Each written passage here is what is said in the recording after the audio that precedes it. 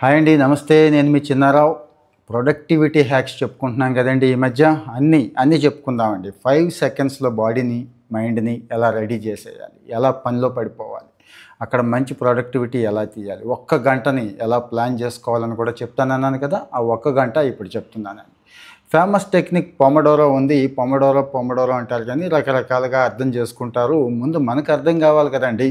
మరి మనకు అర్థం కావటం అంటే నేనేం పాటిస్తున్నాను, నేను ఎలాగ ఒక గంటని ప్లాన్ చేసుకున్నాను, నేను ఆ గంటలో ఆ టాస్క్ ఎలాగా పూర్తి చేసేస్తున్నాను, మీకు కూడా ఆ చిట్కాలు, ఆ సీక్రెట్స్ చెప్పేద్దామని చెప్పి ఈ వీడియో చేస్తున్నాను. అంటే ప్రాక్టికల్గా దయచేసి నేను ముందే చెప్తున్నాను, నేను ఏది కూడా నేను ఏదో ఒకటి ఎక్కడో చోట పాటించేసి, అంటే ఎవడో ఒకడు పాటించేసింది చెప్పడం నాకు ఇష్టం ఉండదు. నేనే స్వయంగా స్టడీ చేసి, రివ్యూ చేసి, నా మీద నేను ప్రయోగాలు చేసుకొని చెప్పడమే నాకు ఇష్టం అండి. సో ఈరోజు మీకు తెలుసు, కంప్లీట్గా అందరం డిస్ట్రాక్షన్లోనే ఉన్నాం. ఎంత డిస్ట్రాక్షన్ అంటే ఒక 5 నిమిషాలు కూడా పని మీద పెట్టలేని డిస్ట్రాక్షన్ ఉంటుందండి. ఎవడో ఒకడు వస్తాడు. అన్నిటికంటే ముఖ్యంగా ఫోన్ అనే దరిద్రం ఒకటి ఉంది కదా, అది ఇంకా ఎటో పోతూ ఉంటుంది.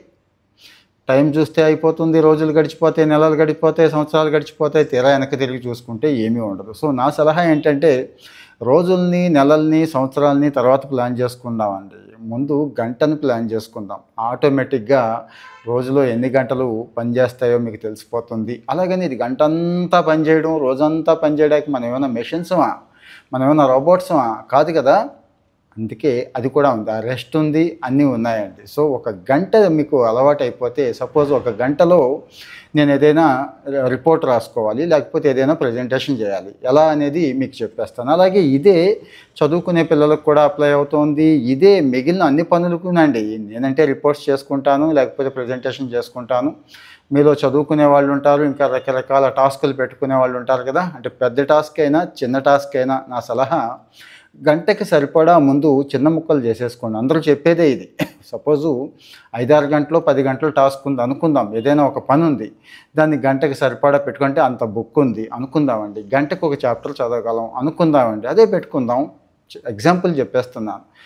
సో ఇక్కడ ఏం చేయాలంటే, ఫస్ట్ 5 మినిట్స్ జాగ్రత్తగా వినండి. ఫస్ట్ 5 మినిట్స్ రెడీ అవ్వాలండి. రెడీ అవ్వడం అంటే దేనికోసం రెడీ అవుతామండి అంటే, ఏదైతే మనం పని చేయాలనుకుంటున్నామో ఆ పని కోసం రెడీ అయిపోవాలి. ఇక్కడ ఏం చేయాలి ఏంటి అంటే, గుర్తుంచుకోండి, ఈ 5 మినిట్స్లో మొత్తం మీద ఒక ఐడియా రావాలి మనకంటే. మనం ఏం చేయాలనుకుంటున్నాం, ఏం చదవాలనుకుంటున్నాం అనేది అన్నీ దగ్గర పెట్టుకోవాలి. బుక్ అయితే బుక్ ఉండాలి, మళ్ళీ లేచి వెళ్లకుండా వాటర్ బాటిల్ ఉండాలి, పెన్నో, పెన్సిలో, ప్యాడో ఇవన్నీ ఉంటాయి కదండి, ఇవన్నీ ఉండాలి. అన్నిటికంటే ముఖ్యంగా మొబైలు సైలెంట్లో ఉండాలి, లేకపోతే స్విచ్ ఆఫ్లో ఉండాలి. గుర్తుంచుకోండి. లేకపోతే DND మోడ్లో ఉండాలి. ఇది గుర్తుంచుకోండి. తర్వాత ఇక 5 మినిట్స్ అయిపోయింది, ఇవన్నీ రెడీ చేసుకున్నాం, మనసులో ఒక ఆలోచన వచ్చేసింది.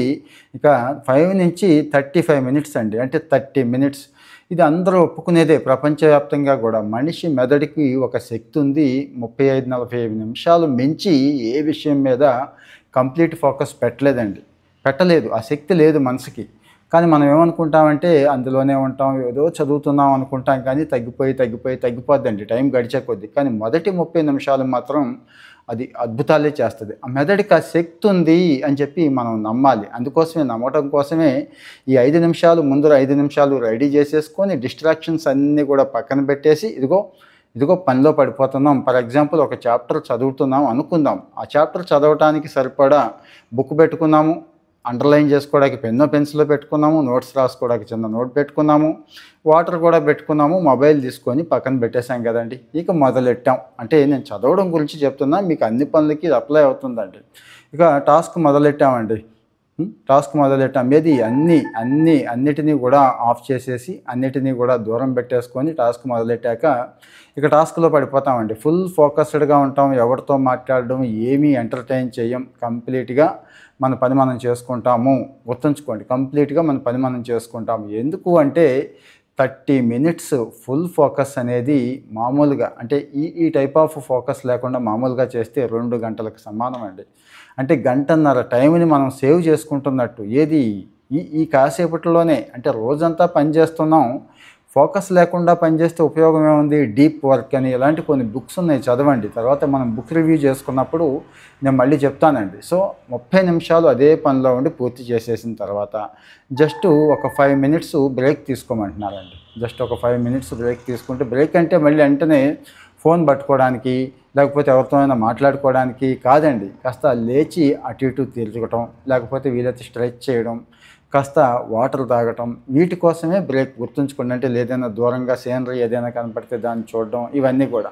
అంతే తప్పించి మళ్ళీ 5 నిమిషాల్లో ఫోను, ఈ 5 నిమిషాల్లో సోషల్ మీడియా వీటిల్లోకి వెళ్ళిపోయారంటే ఇంక అంతే సంగతి అండి. ఎందుకు ఈ బ్రేక్ ఇస్తున్నామంటే 30 నిమిషాల తర్వాత బ్రెయిన్ బ్రేక్ ఎక్స్పెక్ట్ చేస్తుందండి.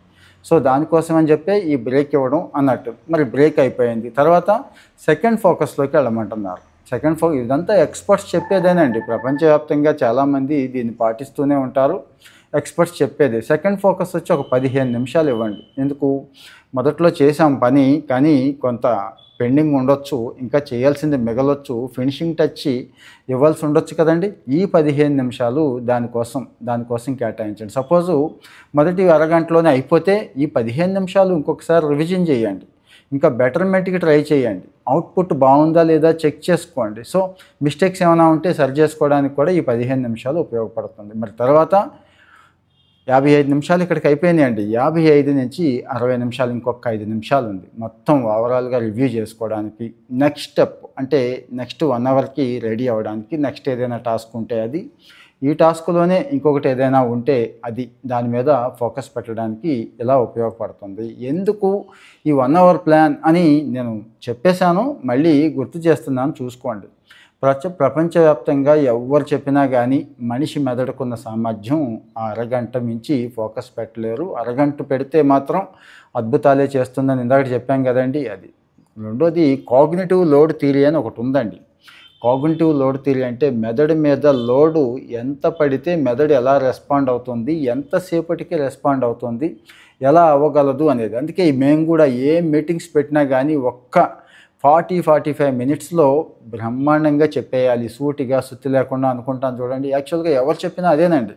సో మీరు కూడా ఎప్పుడైనా మీటింగ్ పెట్టినా కానీ, ఏదైనా మీటింగ్ వెళ్ళినా కానీ ఇదే చెప్పండి. సో వాళ్ళు కూడా గమనిస్తారు. మనం స్కూళ్ళల్లో కూడా మీరు అబ్జర్వ్ చేస్తుంటారు, 3 గంటలు 4 గంటలు పీరియడ్ ఎందుకు ఉండదు?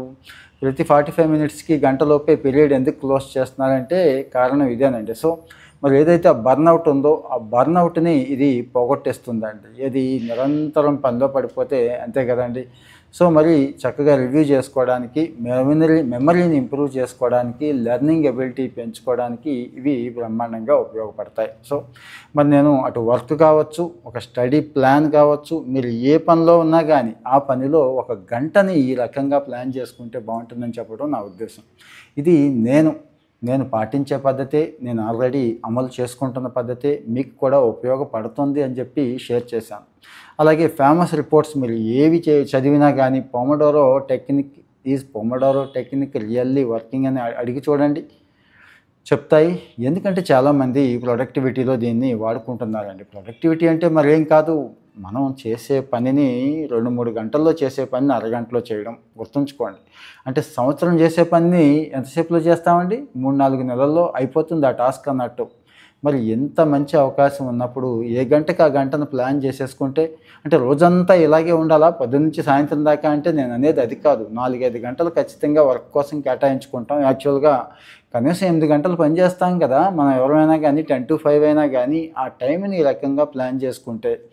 చెక్ చేసుకోండి, గత ఏడాదికి రాబోయే ఏడాదికి, అంటే ఎలాగో టైం అయిపోయింది, ఇంకా నవంబర్కి వచ్చేసాం, కనీసం ఇప్పుడు ప్రాక్టీస్ చేసి వచ్చే సంవత్సరం రిజల్యూషన్స్లో ఇది పెట్టుకొని ఇది నేను ఫాలో అవుతాను, దీన్ని ఇంప్లిమెంట్ చేస్తాను అని ఎవరైనా మనస్ఫూర్తిగా గట్టిగా విల్ పవర్తో అనుకోగలిగితే వచ్చే సంవత్సరం అద్భుతాలు జరుగుతాయండి. అంటే మీకు సపోజ్ కోడింగ్ నేర్చుకోవాలంటే ఇన్నాళ్ళు ఒక ఎత్తు, ఈ 4 సంవత్సరాల్లో మీరు ఏదైతే నేర్చుకున్నారో రాబోయే వచ్చే సంవత్సరం అంతకు మించి నేర్చుకుంటారు. సపోజ్ నాన్ కోడింగ్ సైడ్ కూడా ఏఐ కావచ్చు, ఏఐ టూల్స్ కావచ్చు, లేదంటే ఏదైనా బుక్స్ చదవాలనుకున్నారు, famous books top 50 top 100 books చదవాలనుకున్నారు, గత 4 ఏళ్ల నుంచి పని అవ్వలేదు, వచ్చే ఏడు అయిపోతుందండి. ఏది? ఈ టెక్నిక్ పట్టుకున్నప్పుడు, ఫాలో అయినప్పుడు. సో దయచేసి కామెంట్లో మీ ఒపీనియన్ చెప్పండి. మీ కామెంట్స్ కోసం నేను వెయిట్ చేస్తూ ఉంటాను. ఎందుకు?